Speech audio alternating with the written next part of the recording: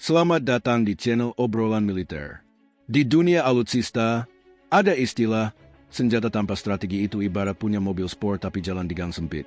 Keren, tapi nggak maksimal. Nah, ini yang sedang dibahas tentang rudal supersonik BrahMos yang sudah dibeli Filipina dan kini diincar Indonesia. Menurut laporan terbaru, meskipun rudal ini punya kecepatan tinggi dan daya hancur besar, ternyata tanpa infrastruktur C4ISR, komando, kontrol, komunikasi, komputer, intelijen, pengawasan, dan pengintaian yang memadai, efektivitasnya bisa jauh berkurang.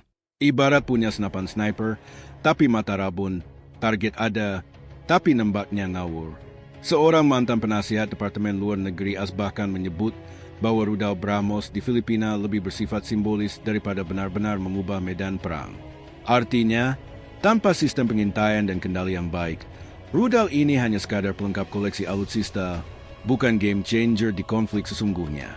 Namun, Indonesia tampaknya tetap serius mempertimbangkan pembelian BrahMos. Dalam kunjungan ke India, Presiden Prabowo Subianto dan delegasi militer Indonesia berdiskusi langsung dengan CEO BrahMos serta Perdana Menteri Narendra Modi.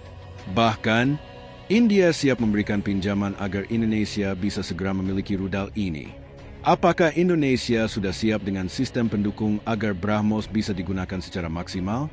Ataukah kita hanya akan mengulang pengalaman Filipina yang punya rudal canggih, tapi belum bisa mengoptimalkannya?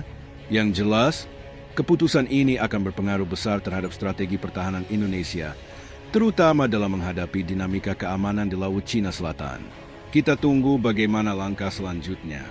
Jika Indonesia benar-benar jadi membeli rudal BrahMos, ada beberapa hal yang harus dipastikan agar senjata ini tidak sekadar menjadi pajangan mahal. Yang pertama, penguatan infrastruktur C4ISR harus menjadi prioritas utama. Tanpa sistem ini, rudal secanggih apapun tidak akan bisa digunakan secara efektif karena kurangnya kemampuan untuk mendeteksi, mengunci, dan menargetkan musuh dengan akurat.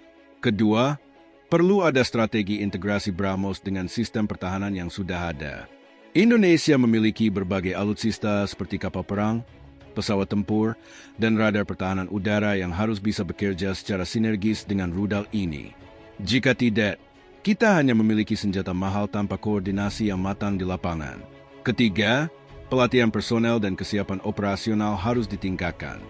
Memiliki teknologi canggih bukan hanya soal pembelian, tetapi juga kesiapan dalam pengoperasian dan pemeliharaan.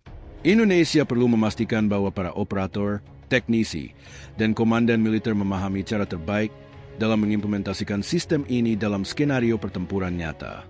Selain itu, ada juga faktor diplomasi yang perlu diperhitungkan. Pembelian BrahMos bisa mengirim sinyal kuat terhadap stabilitas kawasan, terutama terkait hubungan dengan China.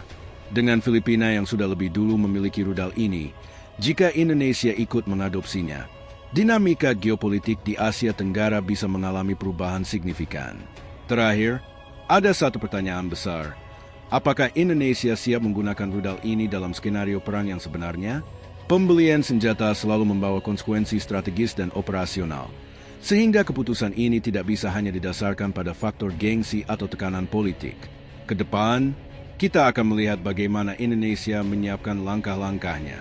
Jika persiapan dilakukan dengan matang, BrahMos bisa menjadi kekuatan nyata dalam menjaga kedaulatan dan keamanan maritim nasional. Namun, jika infrastruktur pendukungnya tidak disiapkan dengan baik, rudal ini bisa berakhir seperti mobil sport tanpa bensin, mewah, tapi tidak bisa melaju kencang di medan tempur. Itulah pembahasan kita kali ini. Apakah menurut kalian langkah ini sudah tepat atau masih ada yang perlu dipertimbangkan? Tulis pendapat kalian di kolom komentar. Jangan lupa like, share, dan subscribe agar tidak ketinggalan update terbaru seputar dunia militer. Sampai jumpa di episode berikutnya. Tetap waspada dan selalu dukung pertahanan negeri.